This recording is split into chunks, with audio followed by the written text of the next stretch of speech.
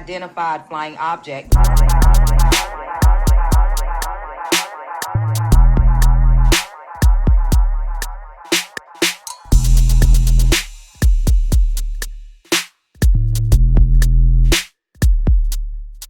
You guys see that?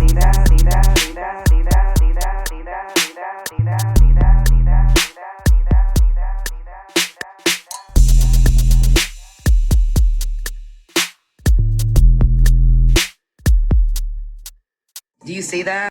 What's up, guys? It's me, Do Not Obey, and let's get into another video.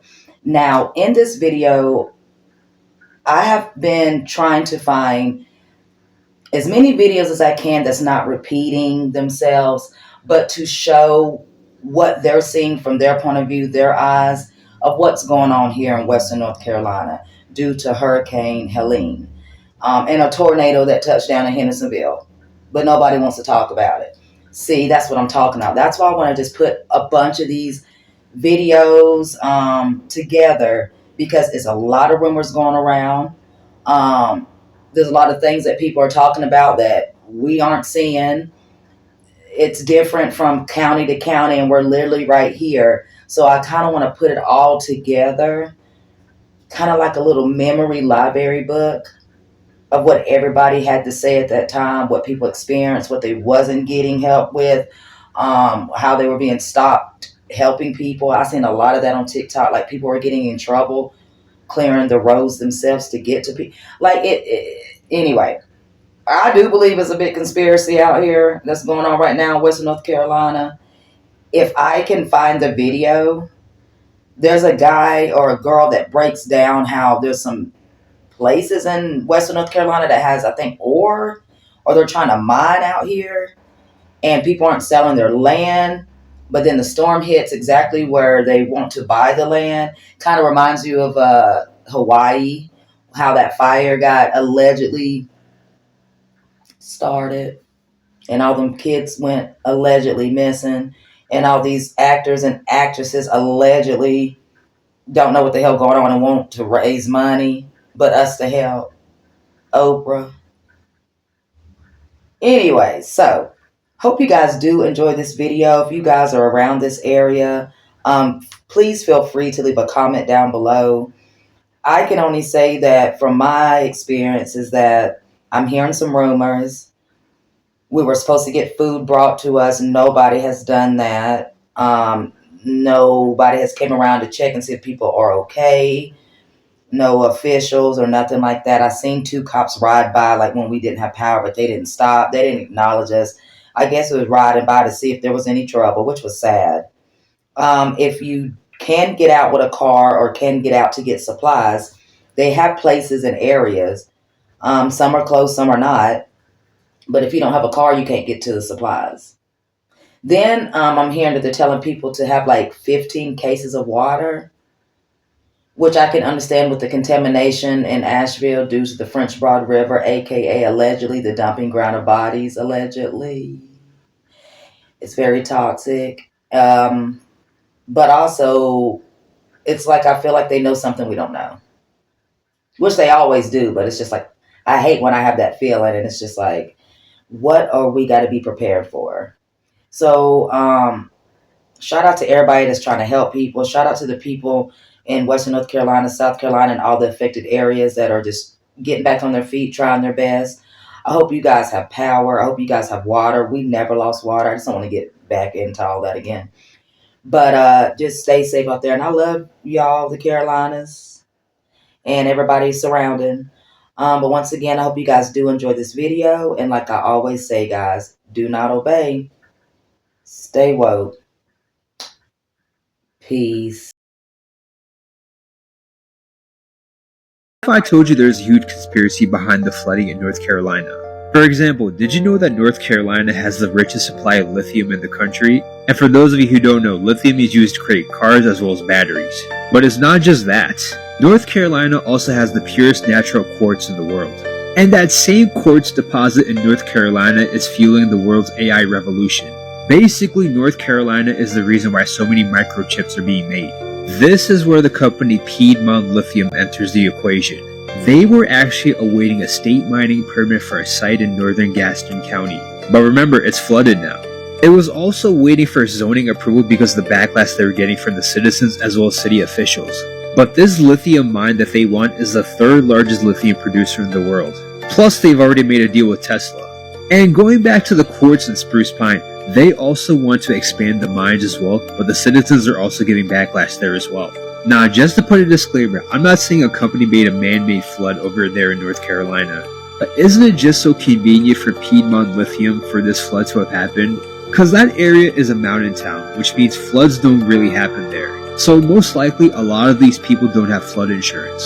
So it is possible a lot of these people could get displaced. And Piedmont Lithium now has control of these lands. They intentionally flooded those towns in North Carolina, and you cannot convince me otherwise. People, listen, this is deeper than you think it is. Not many people know this, but North Carolina and the specific towns that got destroyed is the richest in lithium in the world. They have been trying to buy this land from these people in these towns for years, and the residents have stood on ground and said, you're not touching our land. We've worked our asses off our whole life to build this land for ourselves and our family. So what do you do if the people will not voluntarily give up their land? I'll tell you, and I think you already know. You purposely flood them out and destroy their whole entire livelihood. That way you can condemn the land unlivable and uninhabitable to the point that you can just write it off as a fucking land grab. People, it is us against the government at this point, and the normal person does not realize this. Unfortunately, you should not feel bad for thinking, oh, I need to stand up for my people. You should not feel like a freaking criminal for thinking that way. People, you are not evil. You are not a criminal for wanting to help your fellow Americans out. Fuck the government and the way they're making you feel. Listen, we have all seen the videos. They're not letting anybody in there to help. FEMA and everyone is turning people away and taking the donations and saying, we got it covered. You don't got it covered. You don't. The only thing you got covered is the inside of your pockets, because that's what this country's known for, is greed and getting their nose into a bunch of the Lake Lure Dam, and they have been told to evacuate, get to higher ground right away. You can see that immense amount of water rushing through the dam as they continue releasing water, hoping that that relieves pressure on the dam and it does not breach.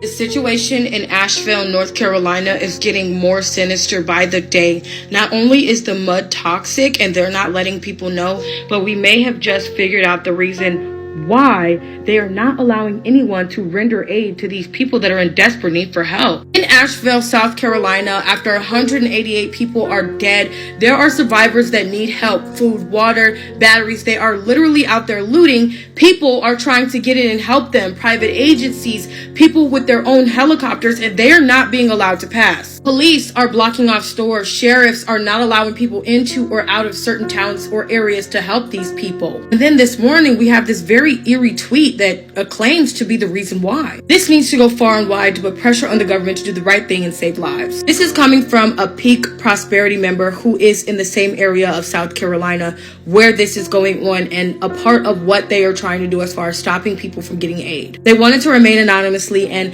had this tweet put out by Chris Matson, PhD. They say that they can't post this online because it's not quite public yet, but government officials had a town meeting with all the residents of Chimney Rock and basically told them the town was being bulldozed. Bodies and the land was being seized by the federal government, and they would not be able to move back, and basically their homes, the ones they were standing, were no longer theirs, and the federal government owned it all. Went on to say that there are a lot of conspiracies about the lithium mines. This could be why we are seeing people not allowed to go in and out of Chimney Rock, Asheville, and these mudslides that are potentially hazardous. And they're not allowing anyone to do shit. Water, nothing. No one can be rescued. And it's not making sense what the federal government is up to. Kamala, how them people supposed to apply for them benefits and apply for that $750 if they ain't got no internet?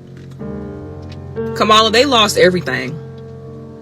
Their houses is gone. Their cars is gone. Their jobs is gone. The buildings ain't there no more.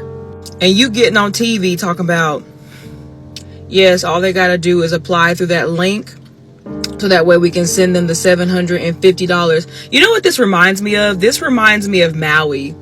Y'all remember Maui? And the people of Lahaina? When that fire came out and destroyed everything on that island? And you know what pissed me off about that situation? When Oprah Winfrey and Dwayne "The Rock" Johnson got on this app talking about, we need you guys to donate. Who gonna donate? I said the same thing. I have not watched this video. I recorded my intro way before I even put the videos together. Look for them. I had seen them floating around. Not once did I watch this one. And I said the same effing thing. We all said it in our neighborhood. We feel like we are in damn Hawaii or Katrina. People in Chimney Rock, North Carolina have lost literally everything. I live in East Tennessee. But I don't live...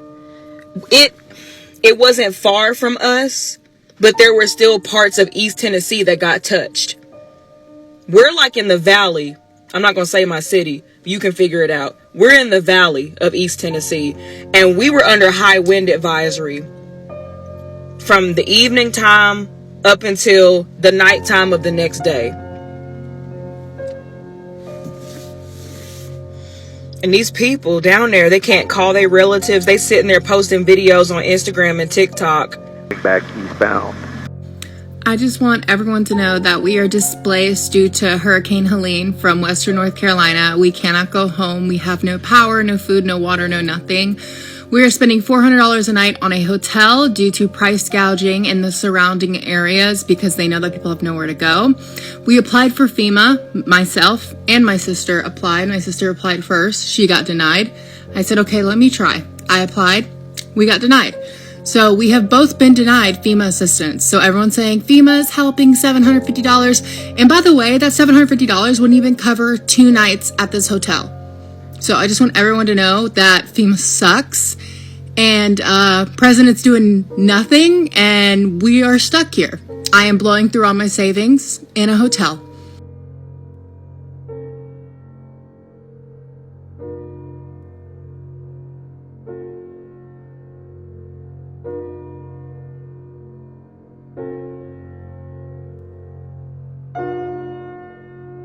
Man, this is a true story. If I'm gonna be able to get this so much out, I don't know, man. He told me a story, man. He got me to all pieces, y'all. He said he was sitting there. There was a woman talking to a man on a mule. Said it's the only way that they can get up there to them people. And that she was telling him that when the water came, it came so fast that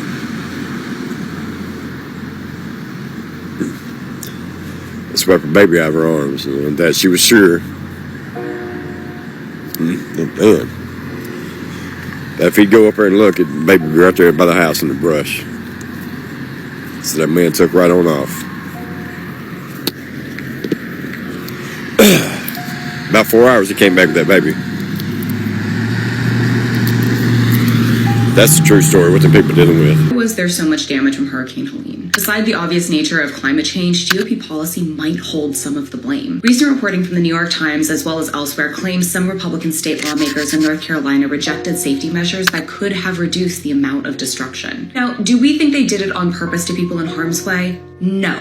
Of course not. The reality is that North Carolina officials have been under pressure to control housing costs, but in doing so, experts say that they overlooked safety. See, over the past 15 years or so, the NC legislature has refused to limit construction on steep slopes, which could have resulted in fewer landslides, blocked a rule that required homes to be elevated above expected flood ranges, and weakened wetland protections, which increases the risk of stormwater runoff. Some members of the Building Code Council say that the pressure for these decisions comes from North Carolina's home developers lobby. Some state lawmakers not only receive campaign donations from residential construction contributors, but many are part of the home building industry themselves, making them extra incentivized to protect special interests. And while both Democrats and Republicans receive donations from the Home Builders Association, Republican lawmakers are found to have received twice as much as Democrats, which could explain why, when Republicans won full control of the legislature in 2010, the efforts to block costly building code updates picked up, and the power of local officials to account for rising sea levels went down. These kind of efforts that have weakened building standards were continuing even to this past summer, right before Helene.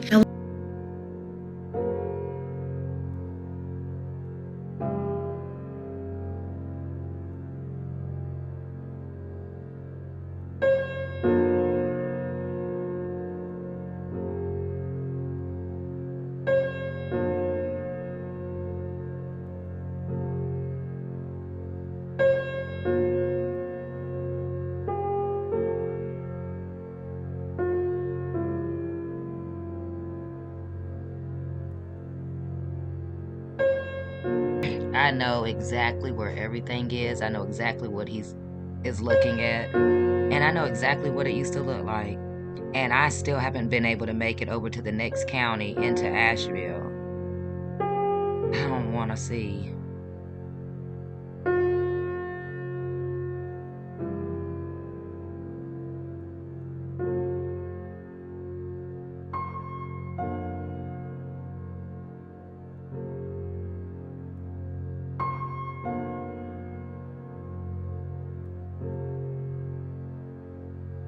So I'm Elizabeth. I came down here from DC. I'm a piano tuner up there, and I'm helping the couple that owns this building. Basically, it's in the wife's family for 30 years or so. Wow. So I don't know if you can tell, but it's sort of dark.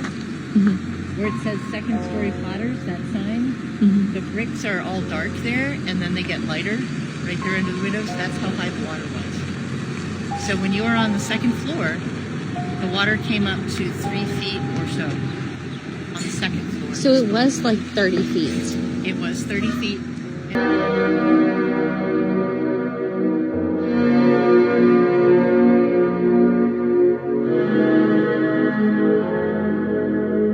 Biltmore Village was so fucking beautiful, man. It looked like an old, back in the day, fancy style cottage community.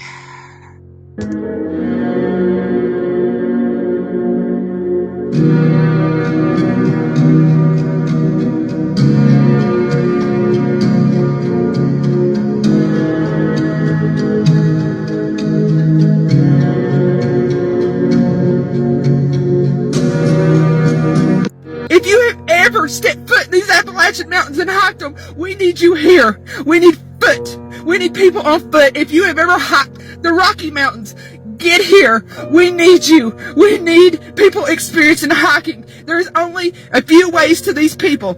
It is through foot, horseback, or helicopter. Dirt bikes, ATVs, side-by-sides. If you have them and can get to East Tennessee or Western North Carolina, we need you. Do not listen to the news when they tell you that they don't want you, they don't need you. I'm telling you, I am here.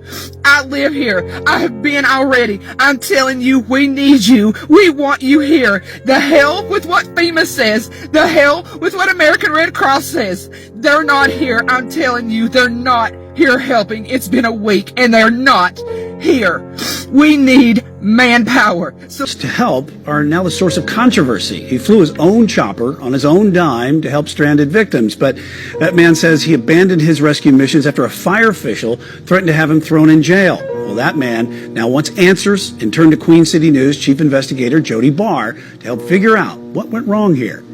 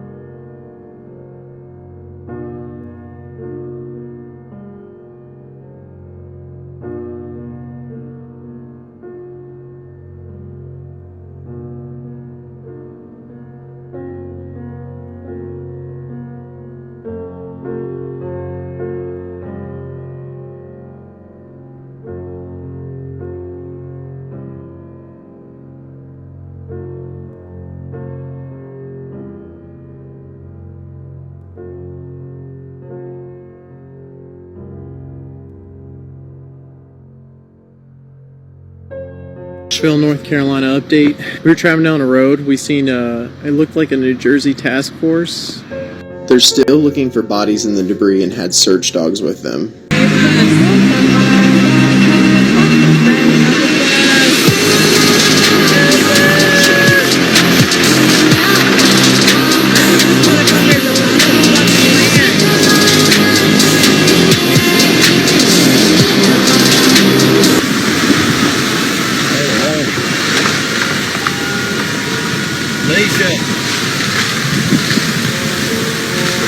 Alicia!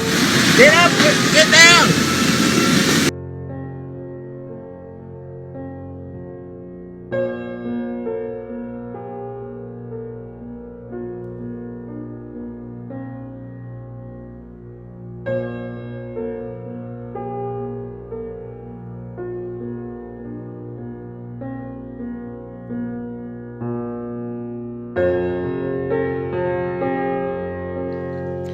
So I was just fired via text message. Pause to read. While being evacuated from Asheville, North Carolina during Hurricane Helene. Told me that in order for me to receive 2 weeks of severance, I would need to return to Asheville and return my printer and all company files within 2 weeks during a natural disaster. You want to hear something that's probably going to piss you off? This is information coming from EnergySecurityUA.org. Did you know that this year we have given 1,093 generators, 93 miles worth of steel and pre-insulated pipe, 3,297 first aid kits, one 28 megawatt gas turbine power plant, which is big enough to provide power to 100,000 homes, schools, hospitals, etc., 11 auto transformers, 1,500 miles worth of wire and cable, 124 mobile boiler houses, which would help keep heat flowing through and during emergencies, hospitals, that sort of thing. 243 emergency shelters. Guess how many people that would house? Thousands. 460 tons of transformer oil, 20,151 gas sector support equipment that's for natural gas, 7,000 metric tons of industrial salt, 125 heat pumps, 85 excavators, 5 stationary boiler houses to provide heat and hot water, 30 drones and 30 iPads to control the drones, 6,007 tons of methanol, 495 instrumental transformers, 547 circuit breakers, 28 sets of disconnectors for the control cabinets, 203 power transformers, 10 bucket trucks, 50 emergency vehicles, 1 entire mobile data center, 35 relay protection equipment sets, 28 sets of IT equipment, and 91 cogeneration units, which would keep the heat flowing and that sort of thing to protect the elderly and those with disabilities. This was all sent to Ukraine. And here we are with thousands of people without homes, without electricity, without... This was a picture of one of the sheets someone spray painted on. SOS, 20 plus people trapped up here. It's the street that, you know, we drove through just the night before to get to the Airbnb, and it's completely covered. Oh, it's going to hit the truck. It's going to hit the truck. Good. But it'll probably go to the side. Okay. Well, actually, it came up a little bit. The truck came up a little bit. Is there a guy down there? Yeah. I think there's something.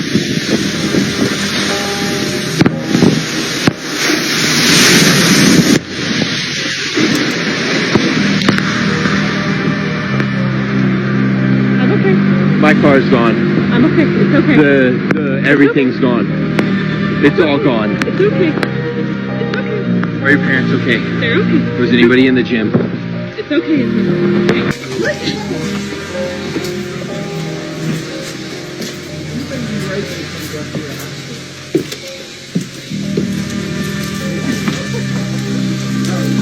Dude, are you scared?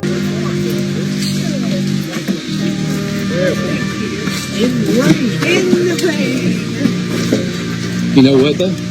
We got that ice cream. Look at you.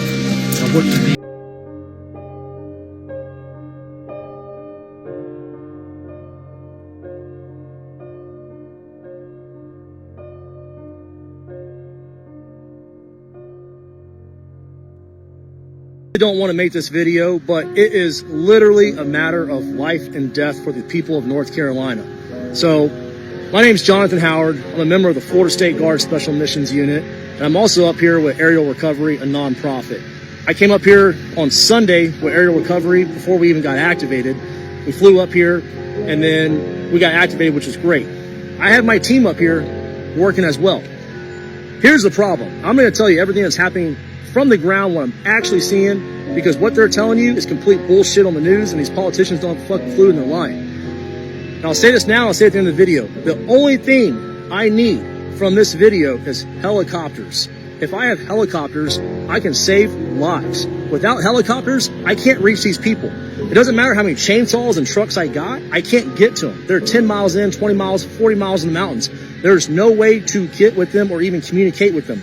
I am literally flying around in a civilian helicopter looking for SOS messages carved in the mud or painted on the ground, and we're dropping down and saving them. What got me fired up about this was yesterday, me and my team did the rescue of that 11-day-old baby. And all these government officials and social media, they're showing that video of that rescue and claiming that like they have some like government help with that. And I mean, even USA, I think it was USA Today, wrote an article about it saying it was a Florida National Guard that went and got it, like with a helicopter. No, it was me, my buddy Charlie, and a civilian named Zeb with his own personal helicopter out of Wilmington, North Carolina. Like without that civilian, that baby would be dead. And the old lady we went and rescued after that, she'd be dead too because she had 1 day left of oxygen. No one was going to go get them. 5 minutes to talk to you about geography because we need to understand the scale of what's going on. This is the state of North Carolina. This is the area that's without power still. This is also the state of North Carolina. This yellow outline is the country of Belgium that I've overlaid for scale. Okay? This is the scale. 230,000 customers without power means households. Based on US Census data, the average household size here is about 3, which means we're talking about 600,000 to 700,000 people who have not had power for a week. That is an emergency by itself. If you don't have power for a week, then if you had food stored in the freezer, no you don't. If you had breast milk, insulin stored in the fridge, no you don't. You don't get to run your CPAP machine. 750,000 people without power for a week should make headline news by itself. But power outages are unfortunately one of the mildest of problems. Water is also out. Cell coverage is out. If you're seeing people posting from this area, there's a good likelihood they're having to drive miles to do that. And that is if they have a car that wasn't destroyed, if they can get gas somehow, and if they have roads they can drive miles on. These are the road closures. Okay? And these roads are not closed because there's some water on them. They're closed because they look like this now. Right? This times this. That's the scale. The reason the roads look like that is because this is the topography. This is not like a lot of cities where you drive for a half an hour to go get to this. This is the region. This is where people live. When you live in the mountains, you get one road. And they're going to put it wherever they can put it. That's why it's shaped like this. Very often, that's going to be along a river or next to it. When a road looks like this, right? That means the land looks like this. So when a hurricane decides to go hiking in the mountains, which has never happened in this area before, ever, you're going to get a torrential amount of water, and it's going to be moving very fast because it's moving down a mountain. And this river is going to explode. It's going to take out this road right here, and it's going to take out this road right here. And then everybody that lives in here is trapped because you're not walking out. Some people are. Some people are putting what they can and their children on their back and hiking out, which is, to be honest, pretty representative of typical Appalachian scrappiness. Anyway, the other thing that's going to happen is mud, because the water is not going to just gently fall down the mountain and go in the river. It is going to get into the earth, and the earth is going to become mud, and that is incredibly heavy. And the whole mountainside is going to shear off like a windshield wiper and carry everything with it and put it in the river. And that's why we're seeing the level of destruction we're seeing, because roads are not the only thing that is gone. This is not a river. This is a town. This is Chimney Rock. This is a screenshot from this user. This is what it looked like before. And this is the scale that we're talking about. I'm so angry. I am so angry that the news is not actually accurately showing what the hell is happening in Western North Carolina and Tennessee. I was there all last week, Monday, through the hurricane, and finally got home at 1:30 in the morning on I guess, September the 29th, Sunday morning, September the 29th. I understand that Asheville is a tourist town, and I understand that tourism is what drives their economy there. However, when we were driving home and escaping from Asheville, trying to find any route that would actually work north of Asheville, we saw the mountain towns. We saw the rural parts. We saw the parts that literally have nothing fucking left. We saw houses completely flattened. We saw driveways that are now rivers and people cannot get across to go get the resources that they need. We saw barns completely destroyed. We saw a tractor trailer truck on its side in trees. We saw a farm silo, a huge farm silo, just completely uprooted and just floating along. Not even floating along, just sitting there on a road. We saw roads that have disappeared. They're gone. Like, they do not exist at all. I stopped at a fire department in the middle of nowhere to literally ask for help. And being around those generous, sweet, kind, loving folks just broke my heart. I don't know if this is our area or if it's being manipulated, but I know for a fact a tornado did touch down in my county. Now, this is saying Asheville. I'm not saying it didn't touch down over there either. See, what I'm saying is they're not talking about these tornadoes that came to the mountains that never, ever, ever, ever, ever have. I'm 41 years old. I've never, ever, ever, we've never had a tornado. Fuck.